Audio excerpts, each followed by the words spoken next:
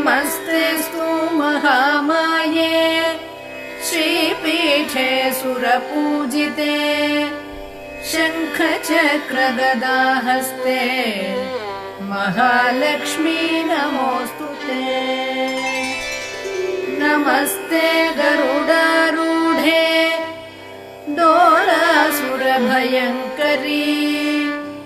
सर्वपापहरे देवी महालक्ष्मी नमोऽस्तुते।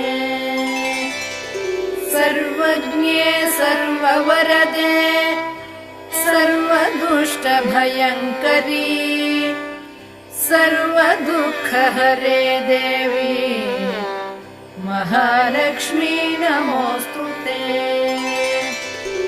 सिद्धिबुद्धिप्रदे देवी भुक्ति